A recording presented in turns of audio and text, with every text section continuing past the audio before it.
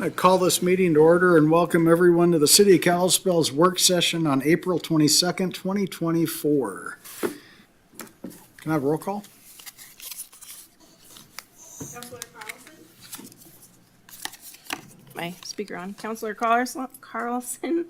Councilor Gabrielle? Here. Councilor Graham? Here. Councilor Dowd? Councilor Dahlman? Councilor Fisher? Here. Councilor Hunter? Here. Councilor Nunnally? Here. Mayor Johnson? Here. One item for discussion this evening, Special Street Maintenance Fund Review. Mr. Russell. Yeah, Mayor and Council. Some time ago, we had a work session introducing the street assessment fund to council in terms of where we were looking at as it related to revenues and expenditures, and talked about the ever popular impact of inflation, how it was hitting facilities and materials specifically, and identified that it is going to certainly impact our service delivery level that we had had for the past number of years.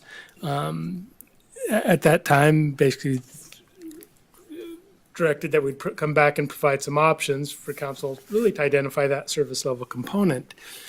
Well, shortly after, basically, Jared brought up the urban renewal plans and said, there's a lot of street work and drainage within urban renewal plans.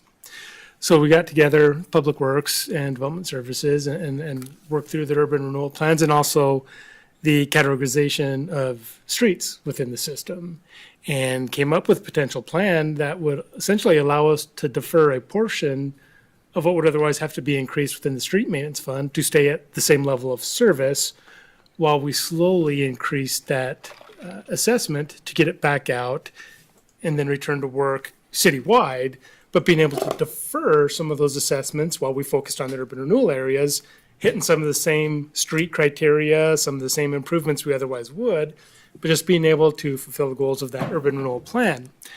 And so that's what essentially is incorporated into the options before you. Both of the options have that. You can't do that with equipment and some of the capital improvements that we have. So basically, the increases are built around that capital component in the first part, but then they build off. And did want to highlight that without using the urban renewal plans and those goals, we'd essentially be looking at, and this wasn't even included in the packet, but that initial assessment would have been a 30% first year to stay at that same level of service. So just by deferring those, we're dropping that initial assessment in half at the minimum within the highest option. So we think it's a good opportunity to leverage the urban renewal, yet still meet the goals of the urban renewal plans, because it was clearly identified for these infrastructure improvements in those areas as part of that plan, and then just allows us to take a more extended approach to get the assessments up over time to where they need to be to still have that same level of service. So being able to use those for these street improvements and related infrastructure, on some of them, like in the downtown, we're looking at bonding off, but also using those urban renewal funds for the sidewalk component of it, because you can't use SRF for sidewalk improvements. So really bringing in multiple funding sources on some of those projects to do. And part of it, as you'll see in the presentation, is splitting up between the West Side urban renewal area and the downtown urban renewal area, and keeping them separate and with it contained within those funds. Again, also using that on like the 2 Mile Drive, which is incorporated into some of the work plan this year. If it goes over the federal appropriation, we can use that West Side urban renewal funds as a backstop for any of those projects, because at the end it's listed as needed work within that infrastructure. So it's kind of a nice opportunity to be able to focus attention for the next few years on some of those urban renewal areas that still have a deteriorating infrastructure while we wait and yet still do the same level of service. So with that introduction, I'll go ahead and turn it over to Director of Public Works, Susie Turner, to kind of give a little bit more of the staff report and to get into a lot more of the details within it and correct anything that I may have misguided in the introduction. Thank you, Doug. Good evening, Your Honor and council members. Tonight, as Doug stated, we're going to build from the groundwork established during the initial review of the special street. What was that? Okay. From the special streets and traffic signs and signals services. And we're going to focus on revenues, assessments, and budgets. The special street maintenance fund evaluation can really be broken down into four main components. Those being maintenance and operation, equipment replacement, pavement preservation, and financial policies, which come down to our annual reserve requirement. The fund forecasting, we will be reviewing. There's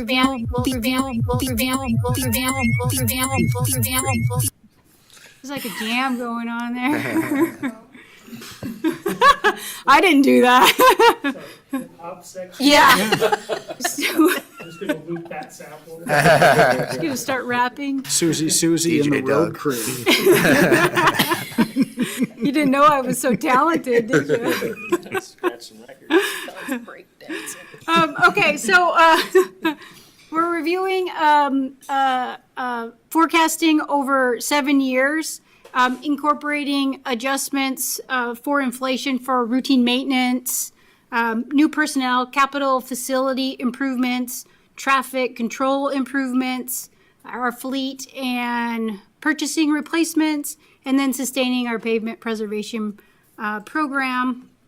Really, we're looking at two options for assessment adjustments, with the difference being an annual capital expenditure for our equipment. And then finally, we'll close out the presentation with the next steps. So as I noted before, the forecasting period is over 7 years and includes projections for all of the budgeting aspects. Inflationary factors were applied to salary and maintenance operation line items ranging from 3 to 5%. These will include your salaries, insurance, health insurance, gas, oils, computers, softwares, equipment maintenance parts, your cutting edges, your brooms, your paints. So all things considered that we utilize on an annual basis to perform our services. We also included in these costs 2 full-time employees coming on, one in fiscal year 25 and the other in fiscal year 27. These positions support operational tasks necessary to meet the demands of our growing infrastructure and maintain current levels of service for plowing, leaf collection, pavement preservation, sweeping, hauling, etc. Additionally, included over the forecasting period are building costs for equipment housing at the complex and at satellite areas, and also additional traffic control installations. We're going to dive a little deeper into our equipment replacement and pavement preservation. And then also we'll look at our ending cash or reserves. We'll review those at 50% of our operational expenditures and at 35% of our operational expenditures, just to kind of give council an idea of what those levels are when we get into those budget worksheet reviews.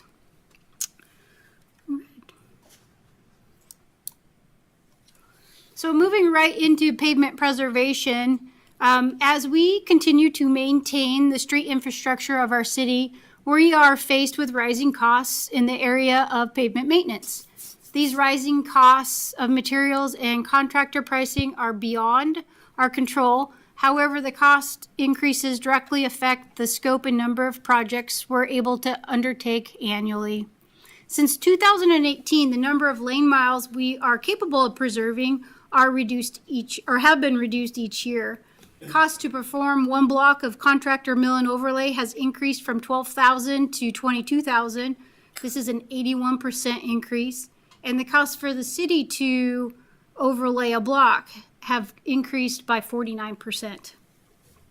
Another way to really compare those inflationary costs we're facing since 2018 is to look at our contract and material bid costs. So if you focus on the column table, you'll see just those percentage increases on our major components, such as chip seal has gone up 96% since 2018. So you'll see in this year's fiscal year 25, I really don't have any chip seal projects laid out. And we didn't have any last year either. Asphalt purchase costs have gone up 58%. And that's a big component of our pavement preservation is just to purchase asphalt, whether it be a contractor performing the service or our crews doing the pavement projects. So on and so forth. You can kind of see those areas of increase. If we were to compare $450,000 of just 4-inch overlay, in 2018, we could do 37 blocks. In 2024, we can do 24 blocks. So there's a difference in what we're able to accomplish based off of the monies we have allocated at this time.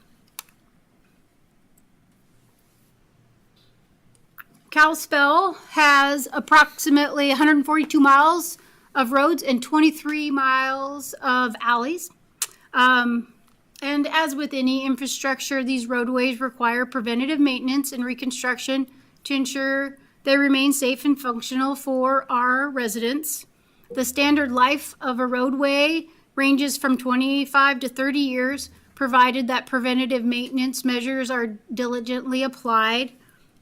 Those preventative maintenance treatments, they do play a pretty pivotal role in preserving and extending the life of our roads. Our approach has always been to proactively engage in preventative maintenance when the roads are in fair to good condition. This strategy really aims to hold off the need for complete replacements, which becomes necessary within a shorter time frame with deferred preventative maintenance, but it also incurs significantly higher costs. However, it's really important to note that Kalispell, right now we have 36 miles of poor to very poor roads that at some point we're going to have to invest in reconstruction of those roads. So reflecting on our past practices, in fiscal years 18 and 19, our city managed to perform preventative maintenance on 5.5% of our good to fair roads, and 7% of our good and fair roads received chip seal treatment. Reconstruction efforts addressing our poor to very poor roads accounted for an improvement of just over 1%. So as we look ahead, our proposed budget projections for pavement preservations align with our commitment to maintaining our roadways. We are aiming to sustain these percentages of maintenance across our roadway network throughout the forecasting period. So our forecasting incorporated several revenues for our pavement preservation program. So this includes our street maintenance fund, our BARSA, gas tax, and now our urban renewal funding, otherwise known as the West Side TIF and the Downtown TIFs. The proposed street assessment incorporates a gradual adjustment to achieve kind of those same levels of service for our pavement preservation. Starting in fiscal year 25, the urban renewal or the TIF funding will be allocated to bridge that gap between the current expenses and the costs required to maintain consistent pavement preservation levels throughout those forecasting period. The urban renewal funding allocations will be utilized to complete necessary street improvements within each prospective urban renewal district, and thereby, as Doug explained, it really minimizes the need to significantly increase the upfront special street maintenance assessment to maintain those pavement preservation operations in the near term. So if we focus on the table on the right-hand side of the slide, you're going to see the pavement preservation program revenues for each of the different funds, including your street assessment. Our street assessment allocation ranges from $450,000, gradually increases up to $850,000. The expenditure tabulation quantifies the annual expected cost for the different pavement preservation treatments that really sustain those same levels as I noted earlier, back in fiscal year 18 and 19, just for those comparisons. Now, when we focus on these expenditures, that is like a perfect world Excel spreadsheet expenditures for each treatment. That rarely happens, but it is a good target to aim for as we're going through for our treatment preservations. And it does give us a number to reflect back to as we're doing our budgets each year. So if we are to focus on the colorful tables tabulating the numbers of miles and percentages we're able to accomplish with these expenditures, for example, I'm going to grab my thing here. By fiscal year 31 for mill and overlay, we treat 3.7 miles of the Fair to Good Road, which really equates to that 5.3% of those roads. So we're looking in this. So here we're meeting kind of those target levels by the time we get to fiscal year 31. We're gradually increasing to meet those target levels. But again, that assumes that we're spending exactly these amounts on those Fair to Good roads. So it's just, we try to make these come out in this way, but sometimes just the roads require just different treatments depending on if the curb needs replaced, if we need a 2, 3, or 4 inch mill or an overlay. So there's just a lot of variability sometimes in pavement operations, but these are really good targets to aim for, and that's what we base the expenditures off of, and subsequently the revenues required for those expenditures. I didn't focus a lot on the revenues, but you can see we allocated monies from the urban renewal funds at $200,000 a year through fiscal year 29, and then we reduced those down in those outer years. BARSA funding remains pretty much stagnant. There's no more increases, and we don't see a significant amount of different funding coming in from BARSA. Gas tax, we've always allocated $150,000 out of gas tax towards chip seal annually. However, with the other cost rising, we're not able to allocate as much funding from gas tax towards the pavement preservation. So you kind of see a reduction of that coming over in these fund projections.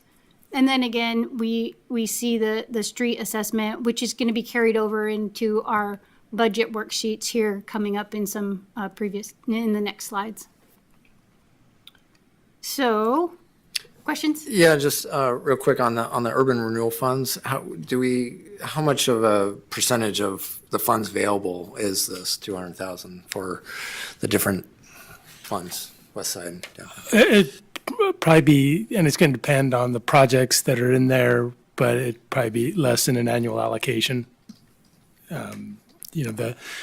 Especially within the west side urban rural area, it's a pretty healthy component. So that's one of the things we looked at. And within the downtown, we'd look at bonding off that one, and that takes it way down in terms of the annual allocation. We can get the actual percentages out and get that to it, but it's definitely something that's manageable within the funds. Why the inability to have as much gas tax allocation over the next 6 years? Why the decrease? Yeah, so our gas tax fund supports our street tasks and maintenance and operations. So half of the gas tax pays for gas and fuel. So half of the gas and fuel utilized by the streets and traffic signs and signals. So as those costs start to increase, they utilize the gas tax fund, so we just don't have as much left. So inflationary costs for materials have gone up enough so that we can't allocate as much funds towards pavement preservation.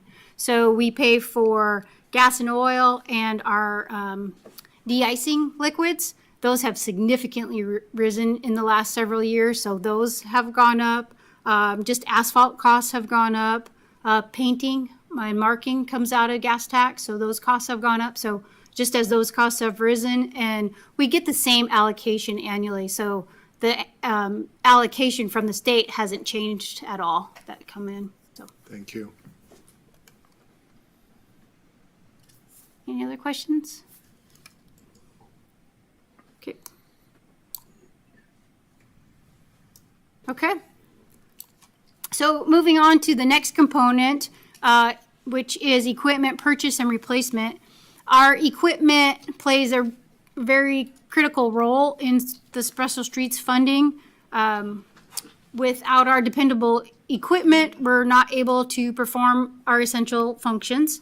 We have 46 pieces of rolling stock trailers and large equipment, in addition to 35 attachments, plows, snow blowers, leaf grabbers, loader V plow, sanders, skid steers attachments. So we have a lot of pieces of equipment that support what we do.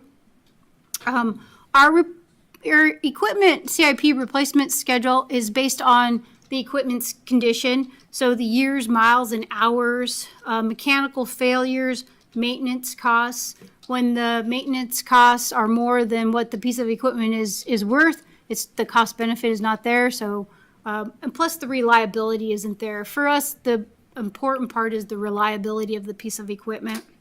So we have these planned capital replacement schedules. If you look on the first line of the table, it tabulates the annual expenditures for the equipment replacement schedules. I can write up in here. So that's everything tabulated for the expenditures of the year. Am I up there? Oh, yeah, sorry, right there. Got it. That's really, that's more difficult than what you think to put that on there. Okay, so this upcoming year's schedule is purchases for new and replacement, which includes a new tandem axle dump truck, and then replacement of a 21-year-old single axle dump truck, and replacement of 24-year-old loader. The new dump truck is to support our plowing operations.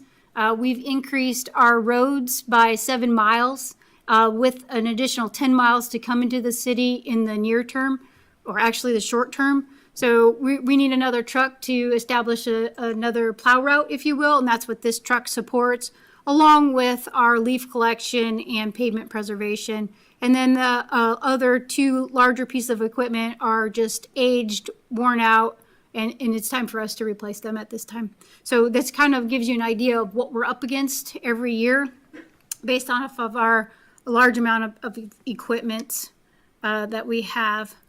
So in order to smooth out our annual costs, we anticipate taking out some BOI loans for those larger pieces of equipment. However, our current allocations of $200,000 will not be sufficient to keep up with our replacement schedules. What we looked at, when we look at the budget's grand total, incorporating the smoothed out schedule, the annual allocation calculates to be $750,000 for the first year, and then $700,000 for each subsequent year. So when we get into the budget worksheet, you're going to see these numbers come into play as far as revenues and costs coming out. And this is kind of our equipment replacement schedule, taking out debt on 4 large pieces of equipment. What interest rate do we get, Susan, on BOI loans? Between 5 to 6%. So it's gone up quite a bit, just like everything. Okay. Yeah. And Susie, lease programs are not efficient for the city. It's better to purchase outright than any lease type options, right? Yeah, we looked into lease several years ago to see if that would be an option instead of purchasing equipment.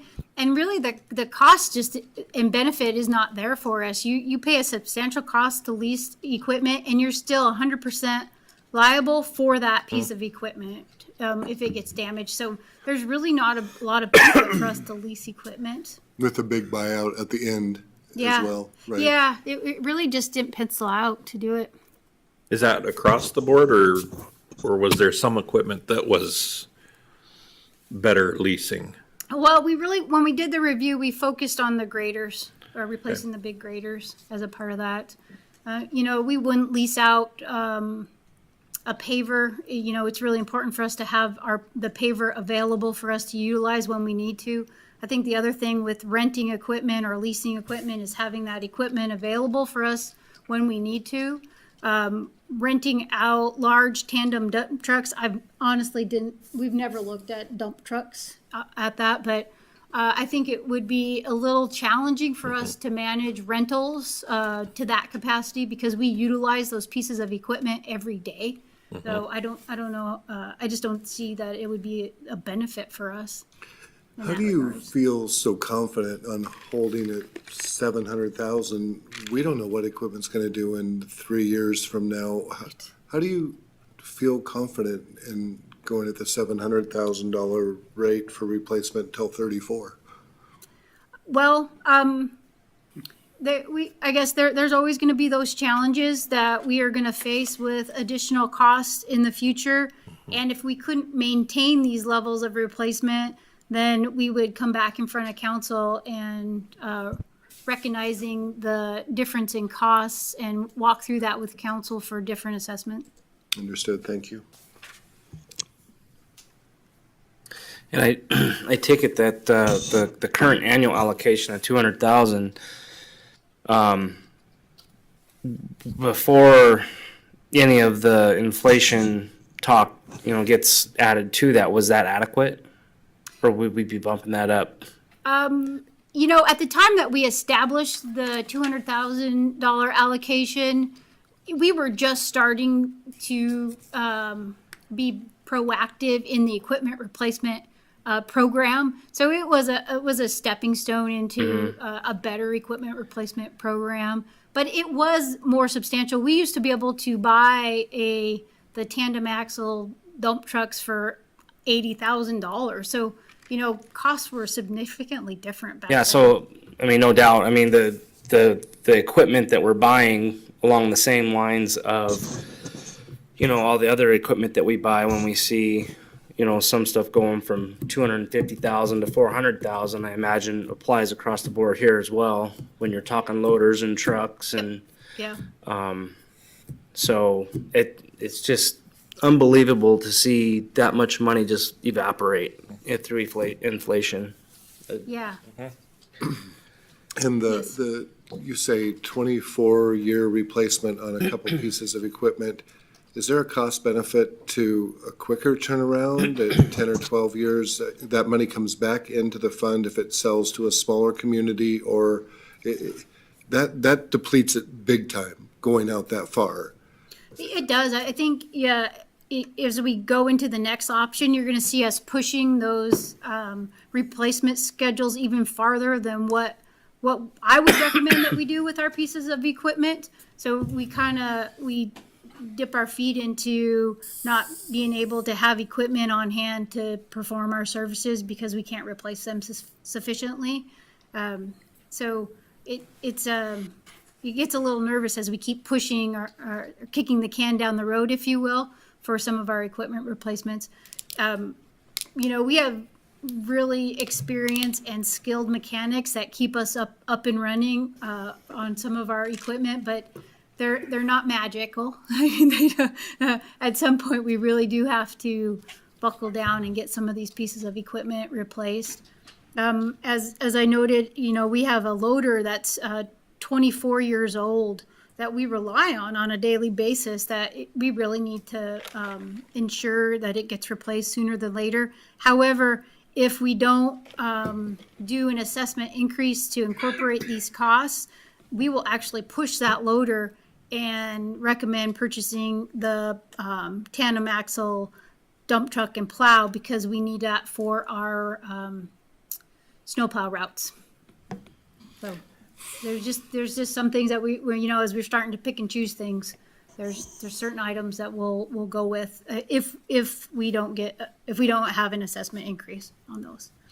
So good lead into our next option. Yeah, and before you jump in, I'm going to be a little more direct to Councilman Fisher's response because Susie worked hard to give another option. And actually there's three options. One is not using urban renewal funds, which then we're talking 30%. But she worked really hard to get a secondary option here. And when she's talking about pushing them out, that is the lower assessment increase of then you are playing a little bit more on hope that those apparatuses are I there. did read my packet this time, I understand. So in all, we have two options in there. For the soundness of the fleet, we would go with the first option, definitely. Thank you.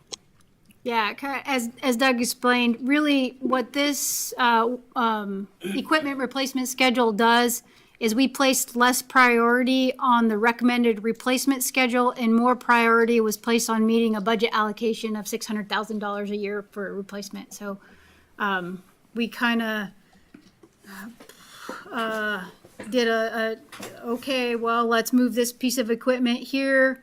We pushed them out 3 to 5 years, or actually 1, 2, or to 5, up to 5 years, and we just made it fit to be transparent and honest as far as this equipment replacement schedule goes.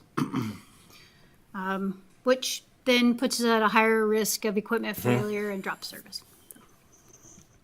But either way, just keep in mind this is our revenue requirement for these equipment expenditures. It comes into play as we look at the worksheets further on.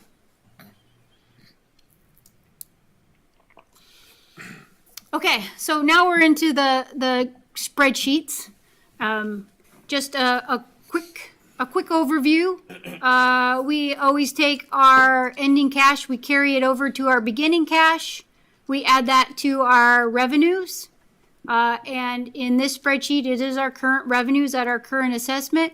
I grew the assessment at 1%, so that'd be a 1% growth rate, if you will. We allocate $450 for pavement preservation, $200 for equipment replacement. We keep intact our forecasting for maintenance and operation. So that includes, in these costs, we included 2 full-time employees and some capital purchases for equipment, housing, material storage, and land acquisition. So I did keep those costs in these expenditures. So then we come down to our ending cash, simply subtracting our revenues, our expenditures from our revenues, and we kind of have our ending cash. And then we go to kind of our graph, which shows those expenditures.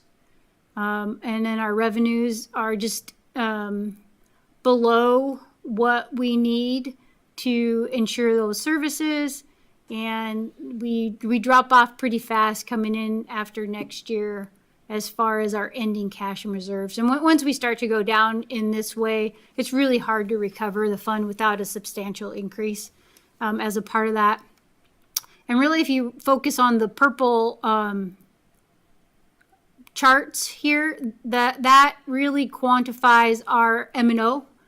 So just maintenance and operation costs. So really, we're not even keeping up with those costs as we project out into the future.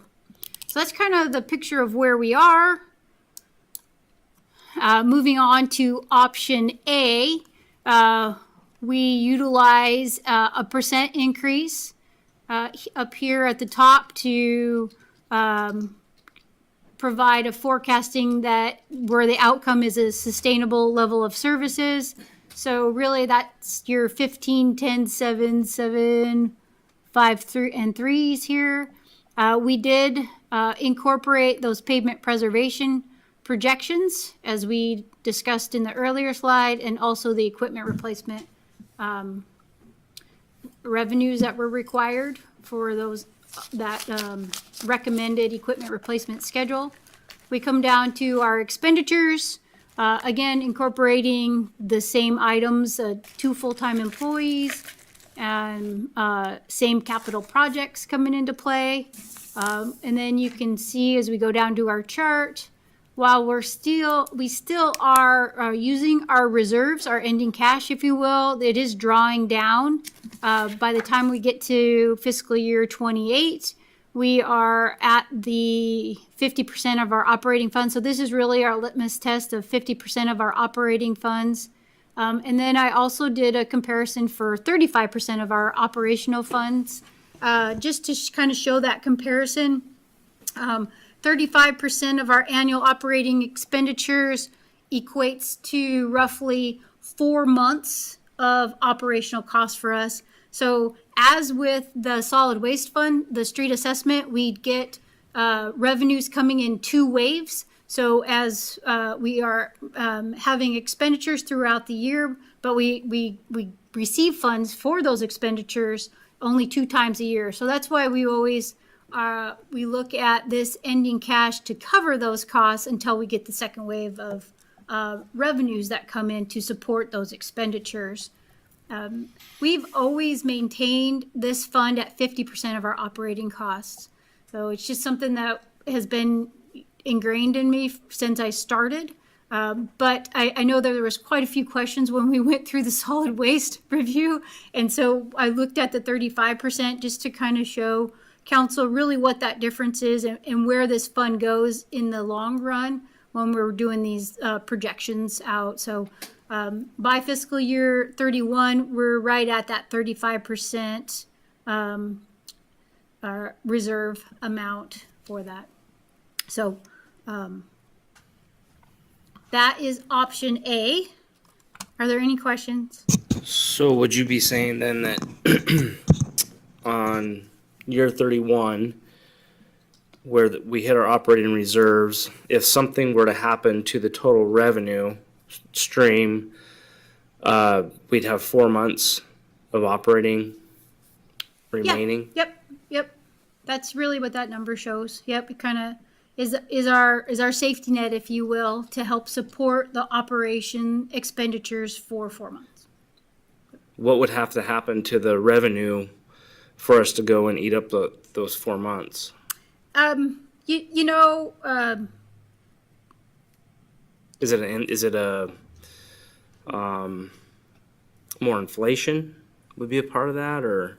I think not for the 1 year. It's not going to be inflation. I would be in front of council before that if I saw the fund right. diving down way below this before what our Okay. projections are. I think what it is a safety net. So because we get revenues for the funds only halfway through, so we're drawing down during the year. So you're actually drawing down, and then you get a bump up. So it actually kind of ebbs and flows throughout the year. So it is kind of your safety net. To make sure that you have the funding available to pay your salaries, to pay your loans. So what you don't see in this ending, in these are your loans. So we will have some pretty substantial loans coming in with our equipment replacement. So we need to make sure that we can make our loan payments. We need to make sure we can pay our salaries. So I guess if we got a substantial decrease in the amount of assessments that came in, on a basis, then would be covered. I just think it's good financial management for a fund to be able to have that in your reserves for the just in case. If we had a piece of equipment that went down, like one of our large graders, and we needed to purchase it right away, we might have to dip into our reserves. We don't have a lot of leeway in our capital replacement funds to support those costs.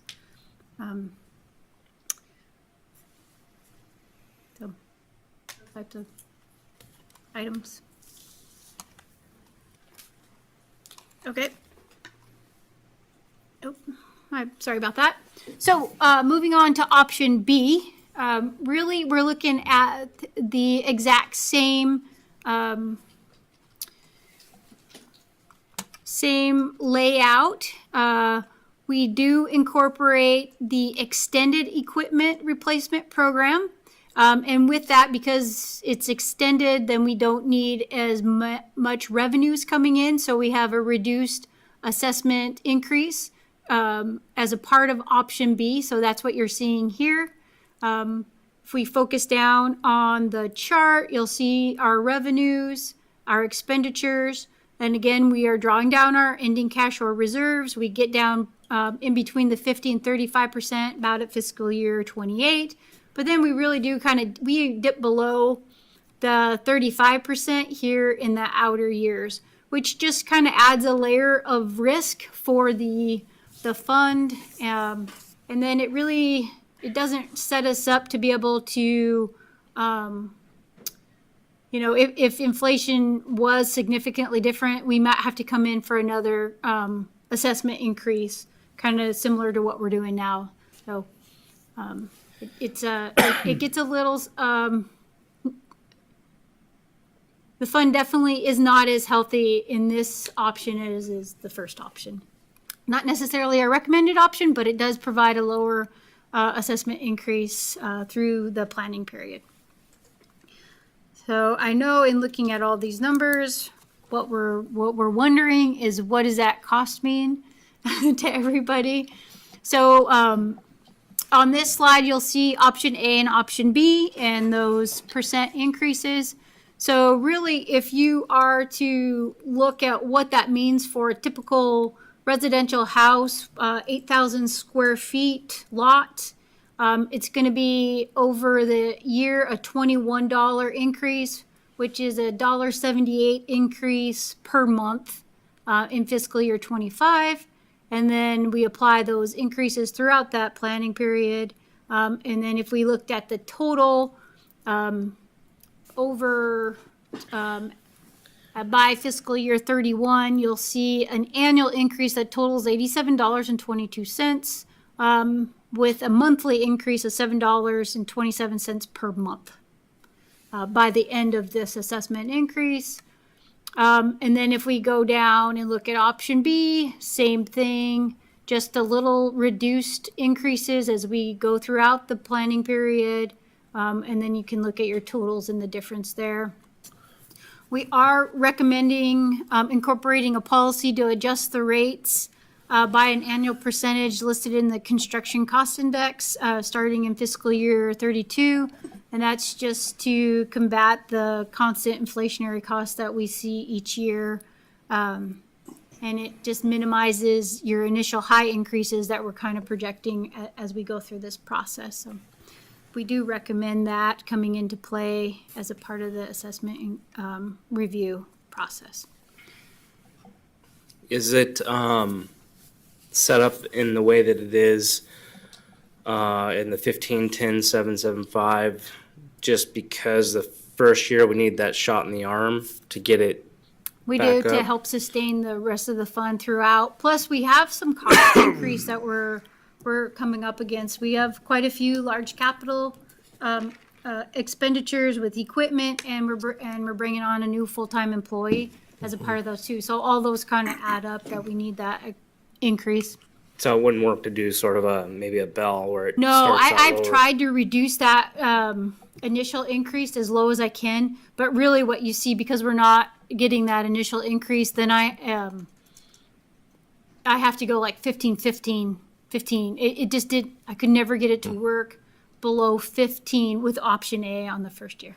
I think it's important to, point out that the difference between option A and option 2 or option B is cents per month, effectively, on the average home. I agree with you, $5 a year. Yeah. So we're not talking about a big difference between them on the assessment.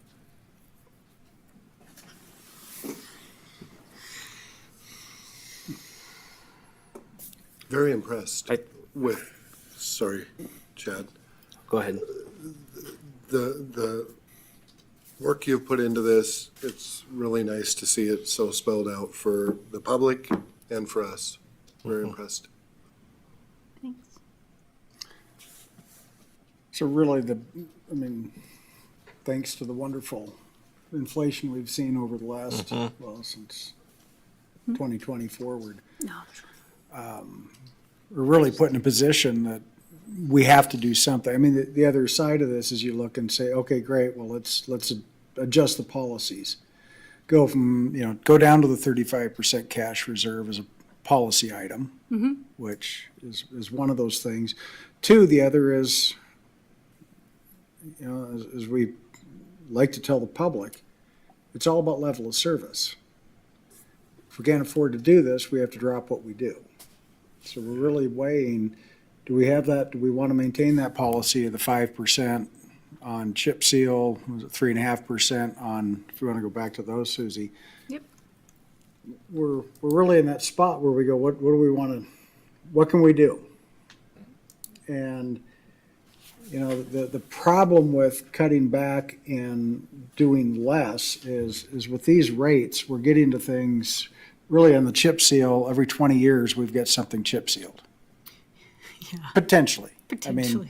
and grant, some roads don't need it, but the other side of that is you don't maintain it, and in 20 years, it costs significantly more to resolve the problem.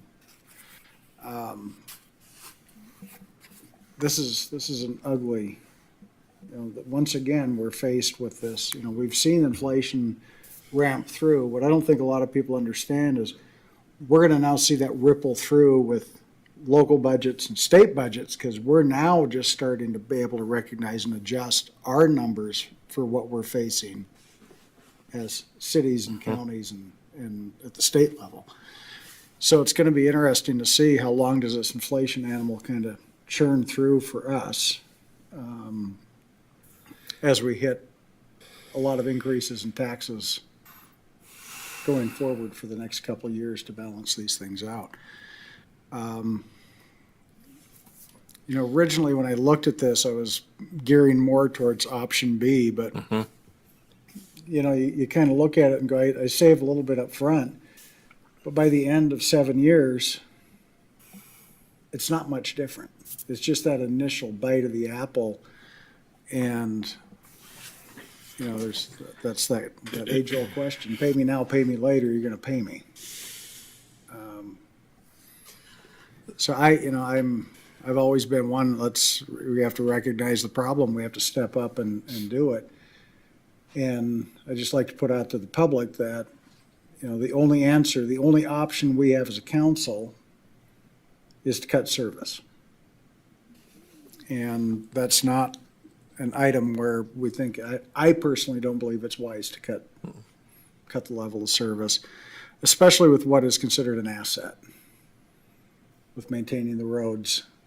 And so like I said, I was leaning more towards B when I went through it, going through with these slides with more detail. It helps me get my head around it. But I think there's definitely some policy items that we need to look at. And I don't know if TIF revenue, Mr. Russell, if there's a special resolution to allocate that money to this, or if that's just a budgetary item. No, what we do, based on direction tonight, is, if we're comfortable using urban renewal funds, and again, I'd reiterate that those are going to be used in those urban renewal areas specifically. So it's not, they're not subsidizing any other area of town. Those would be used in there.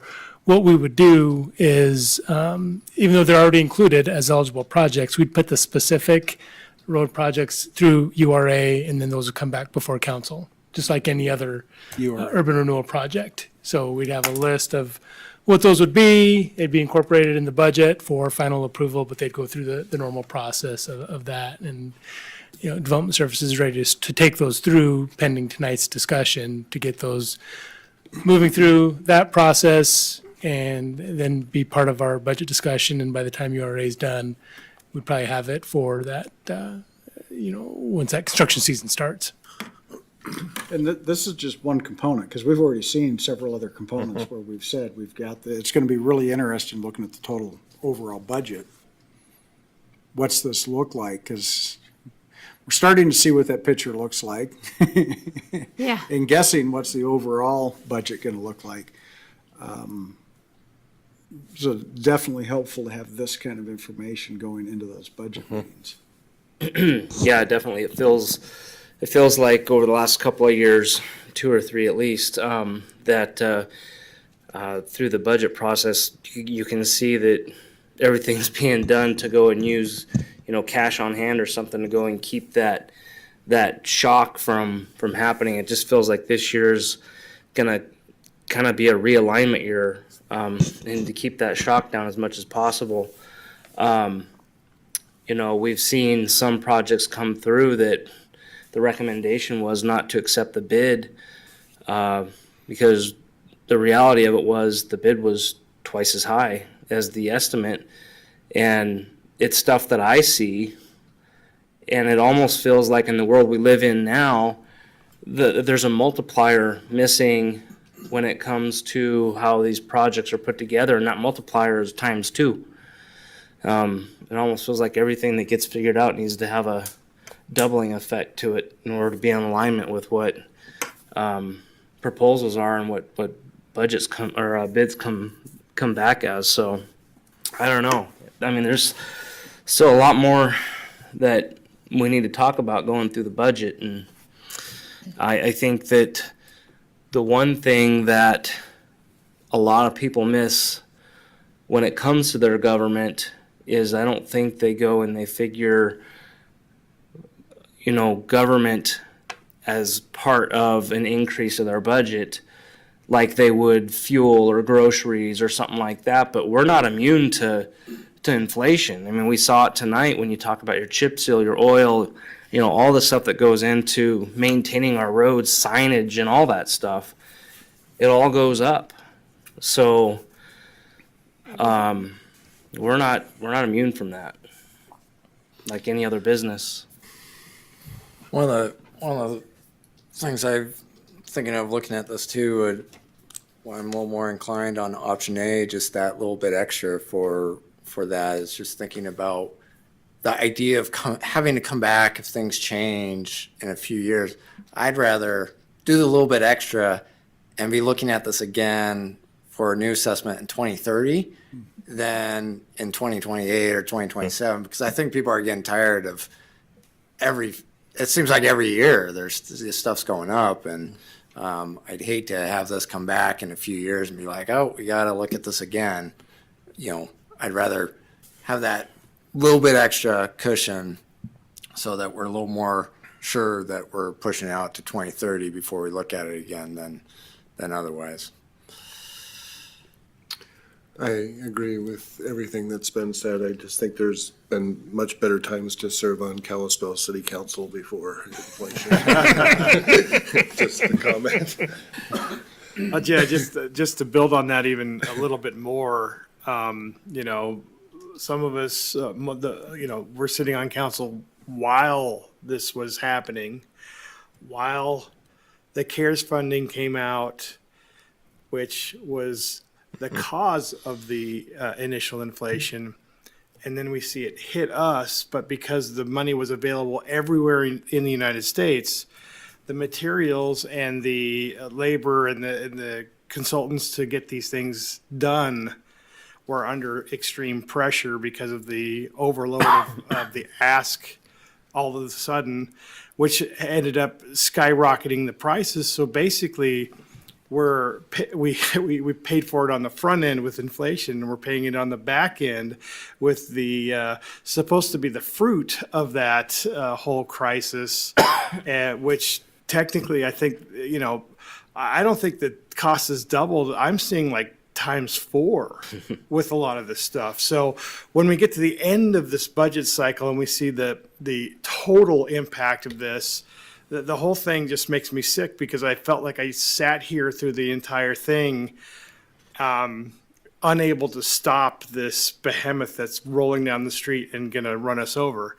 So, this is a tough time, because we're going to tell people that your government is going to cost you more now, even with everything else costing you more now. And, there's a breaking point for a lot of people that when you go, it might be a $5 increase, but if you add that with every single other thing that they're being hit with, it's a much larger hit. So, I definitely have a huge heart for everybody that's getting hit with this, which includes myself, obviously. But, man, it's like watching a really slow rolling train wreck that's going to eventually hit you. So anyway, nothing I can do about that part, but I do think, and I'm very protective of the cushion that we build in, because without that, if anything happens that we don't foresee, we're in dire straits then. Where do we pull the funds from to attack that one incident? So I'm unfortunately in favor of the plan A as well, because it leaves our cushion alone the most. Yeah, I would just echo that as you did, Mayor, went in with this in option B, and yeah, only $5. But I guess the other thing that I add into this when I look into this is thank you for protecting our assets, because if we don't put the little bit of money in to protect them, we're going to pay a whole lot more on the end. So I think, in our community, not necessarily in Kalispell, but in other areas, we've seen that where folks don't put that money into those facilities and infrastructure, and it costs more than 4 times to get it caught back up. I can think of a few things that I'm involved with that, if we would have put the 50 to 100,000 here and there, we wouldn't be looking at millions soon, right? So. Yeah, and the other thing I just want to bring up is I appreciate the council and the staff and how we're looking at this, because we're not looking at the short-term win here. I probably won't be on council at the end of this graph. Senator? So maybe I should just wash my hands of it and take option, B, because it's not going to, nobody's going to be mad at me in 8 years. But they'll be mad But at we do look ahead. Well, they will.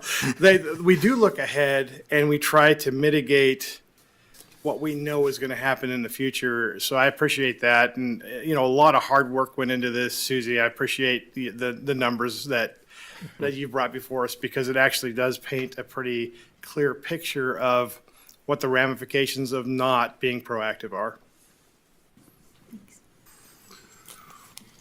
I was A, by the way.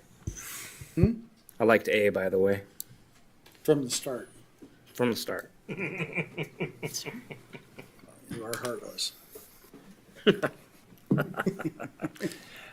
Yeah, if I could kind of assimilate, I basically heard, sounds like people are okay moving forward with A. And if that's so, Susie's got a layout here that follows our typical process for enacting any type of assessment. But on the flip side, we'll also take that through the URA then with project specifics. And you'll see those when they come through on the budget, on all those different things and what, projects we're looking at and the transfer over, and immediately address the question of what does this do within the relative funds on the urban renewal. So we can start moving in those directions with the option A and going through the URA as well. And I don't know if, did I cut you off? No, Okay. no, you talked through it. Yeah, that I appreciate the conversation and the feedback. It gives helped me a lot as we move forward as a part of this, and helps me recognize what I need to provide council to make good, informed decisions. So appreciate the discussion. And Buy a feedback. lot of duct tape. And one thing I'd say, and believe me, we understand and we appreciate the dialogue because it gives us goals to help meet. I mean, we understand the fatigue that sets in on the dais. We don't have to make those votes.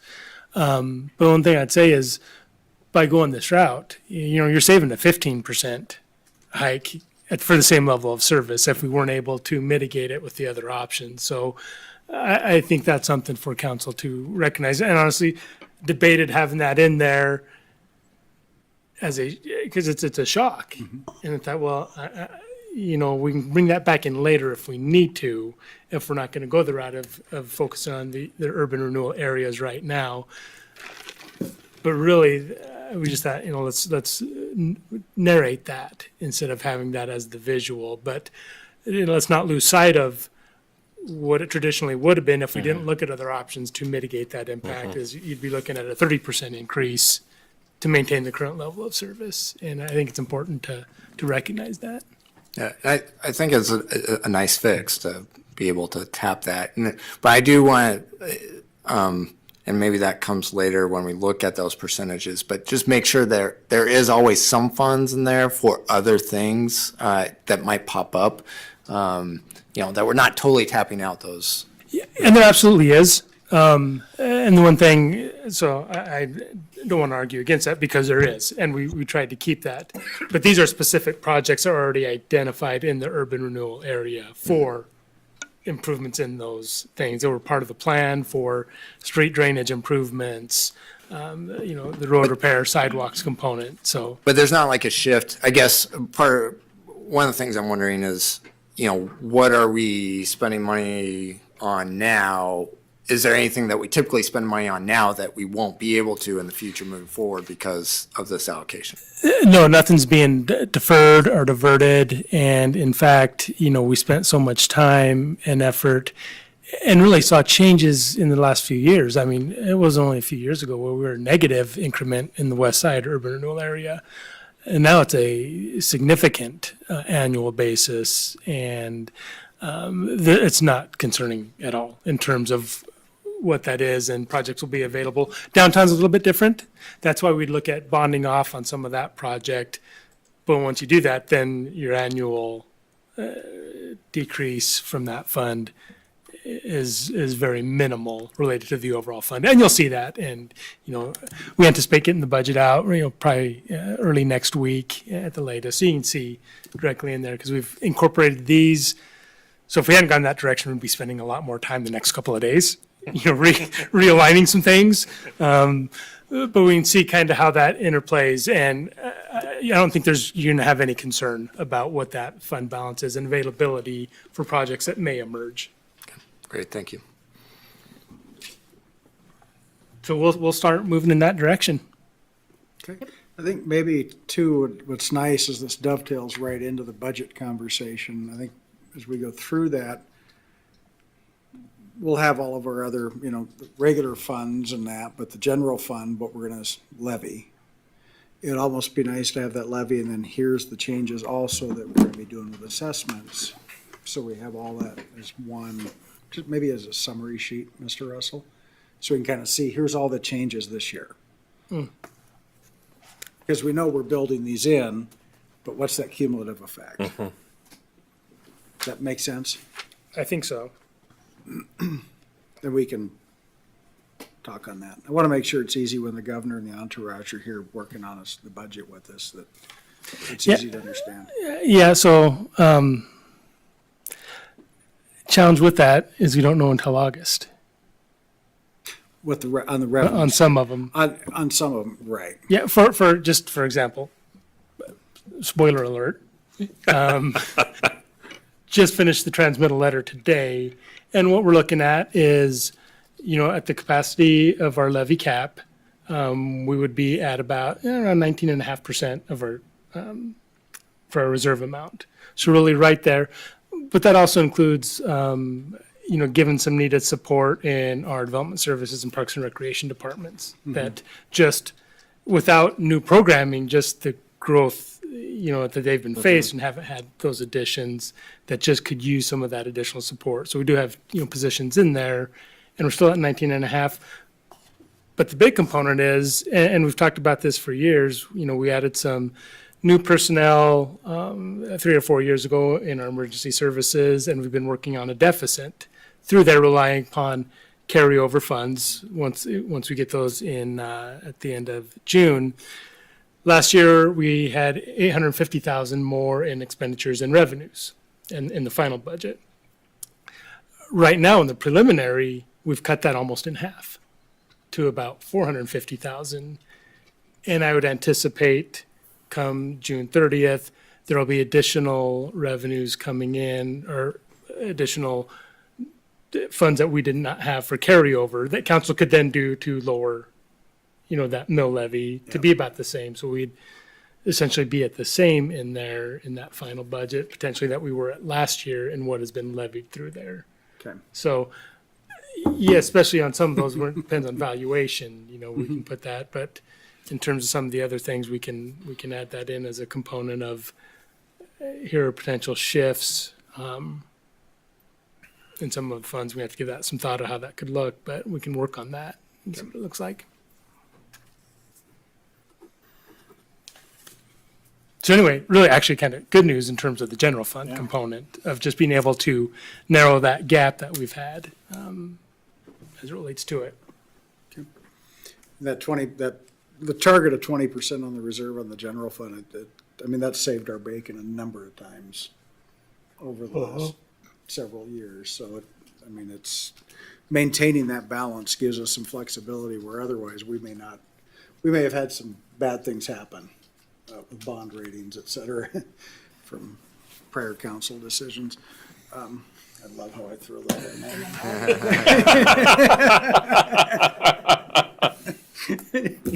Can't wait for the next mayor. Oh, that prior council, that mayor, what an idiot. So, anything else, Mr. Russell? let's see, like I said, the budget meeting's coming up on the 7th and 8th, 6 PM. I think it's 7th and 8th. That's right. There's 6 and 7. 7th and 8th, 6 PM. Like I said, we've gone over a lot of the things already, so it should be fairly rapid. I mean, like I said, we talked about streets tonight, talked about solid waste, police and fire implementation of the dedicated levy. But either way, we'll have those coming up. We'll send stuff through the URA on the road projects that would be impacted by discussion tonight. No meeting next week. It's fifth Monday, so the next one would then be on the 6th. We'll hit the opioid agreement that night, resolution of intent on the Tronstadt. I know we're starting to get some feedback related to it. That following week, discussion on the warming center and impacts in the area. I sent out some preliminary data on that, wanted to bring it up. Happy to get any information anyone wants, so I would just ask if people want additional maps, additional locations, let me know, and we can get all those in and get that data out. So I would just ask council if you have any right now, we can start working on those projects. It's easier when we can send them all to one, to PD, and then to IT. So I guess I would just ask if people have additional maps that they would like to see related to, calls for service or actually any other data.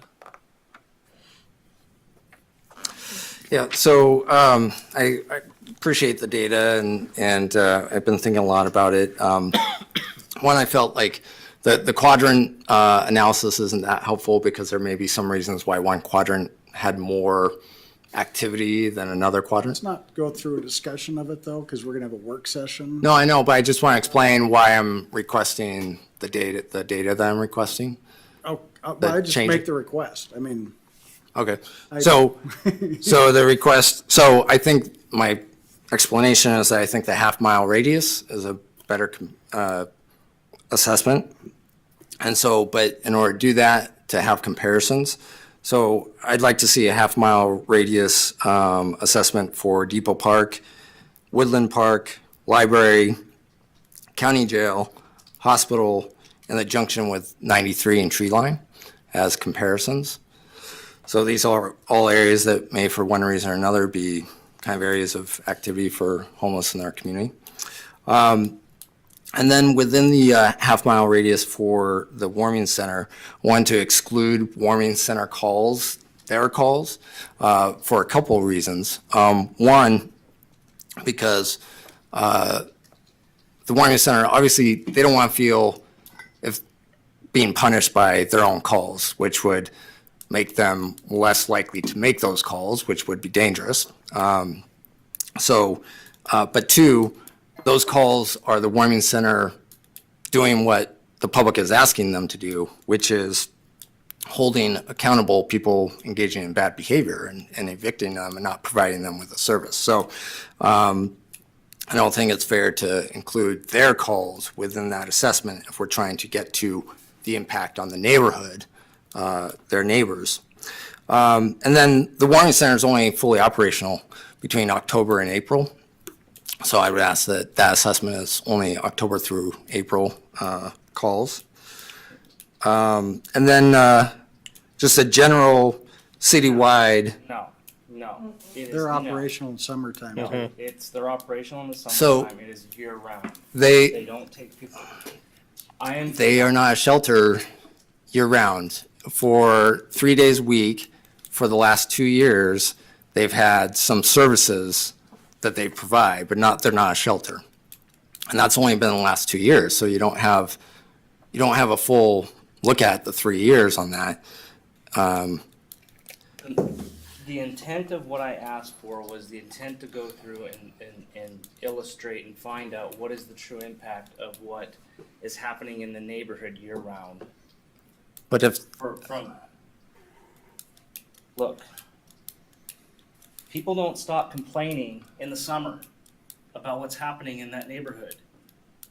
right, but you're trying to get at what the warming center's bringing to the neighborhood. If they're not operating their services, the shelter services, they're only open 3 days a week, then you can't, Cumulative effect, Ryan, where people have gone, what I'm hearing is people are going there, they realize that it's there, that they're building their own community in that area based off of it being there. Throughout the winter, that's where they know to go, is in that direction. I think there's a lot of assumptions in that. I think there's a lot of assumptions in I that. think there's a lot That's of how you people get that data. live there that don't That's- have an assumption about it, Ryan. Have you talked to anybody there? Yes, I have. Let's go to the work session Yeah. at that point. So I don't know how you can blame calls when they're closed on the Warren Center. But, and then a general data on crime rates for citywide as a baseline. Okay.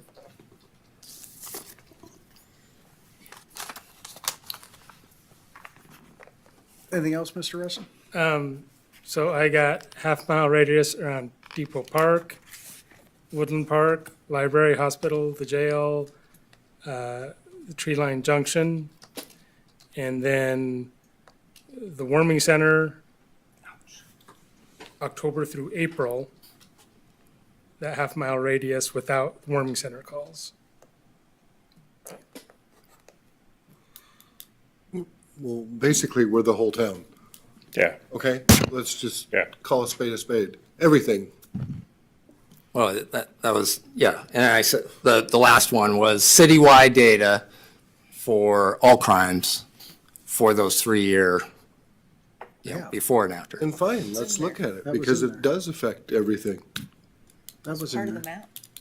Okay, so all crimes are the ones that were included. Yeah, all crimes. So I'm just trying, so we've seen crime increase. I mean, pandemics, nationwide, crime I'm asking, so increase. we did 4 categories. No, I know, yeah. You're talking all crime, all calls, traffic enforcement. For the half-mile radius, the same crime, those 4. So those four categories: the trespass, criminal mischief, disorderly, and Well, maybe you can help me Welfare. clarify on the citywide one. Yeah. What I'm trying to get at is that if we're seeing crime generally increasing, particularly during the pandemic, and we're trying to distinguish what's the warming center impact, you need kind of like a baseline about crime generally, not just those 4. And it's not maybe traffic, but, I don't know what else would fall under the bucket that's kind of more police involved, that's not a traffic ticket or something, But trying to get at a general sense as to crime patterns At least an exposure. citywide. well, it'd be disorderly. Yeah.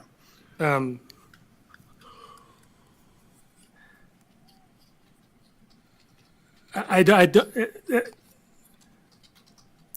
without specific components, we just have to do all calls for service, and that's going to include traffic.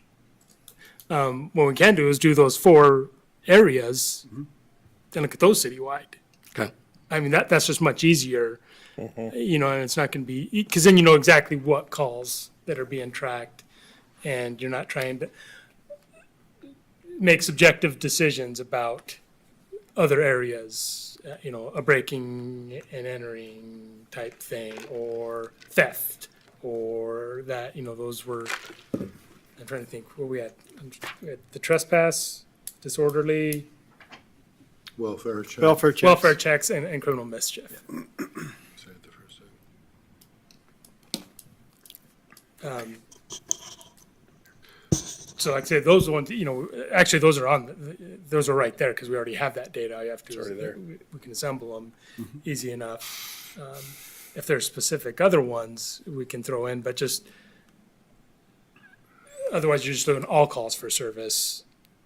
And that's a harder story to tell, to compare it, because then you're looking at traffic enforcement that may artificially skew. This is really cool. Let's spend $20,000 on researching everything. Let's just do the public hearing, let people come in and speak their truth, that are seeing what's happening to our community every day. We can sit there and research everything over and over again and come up with every graph and every bar. Let's just get to the public hearing. Let's just do it. I mean, seriously, it costs a lot of time for you and staff to break down all the, I get it, but let's just do our job and listen to what people are seeing. Yeah, and I appreciate looking out for our time being. I would say I'm happy to provide any data any council member wants because this is a weighty topic and these aren't hard to get in terms of the law enforcement software was set up for the half-mile radius. That's why it was used, because it's already pre-programmed in there. So you give an address and it clicks it around by that. So it's easy to get. So we're talking about a few maps. It's going to be harder to pull out the calls that were just at the warming center during those months. And I'm not sure how, if that software is going to be able to do it, but we'll try. Okay. What I would say would probably be helpful is we do it, if we can separate those months in an easy search pattern, I would say it'd be worthwhile having both those comparisons year round versus the April to October. For all data. Not for the 4 items, Okay, but for the quadrants and et cetera. right. Yeah. Okay. I think I've got it. We can start working on it. Okay. That's all I have, Your Honor. Okay. Any public comment? You want to speak or? Oh, I have lots to say to that. Okay. Anything else from council? Okay. I'm not gonna, I was gonna get into, that's, I'm so sick and tired of the federal government. Why you want to be there, I don't understand. I never said I wanted.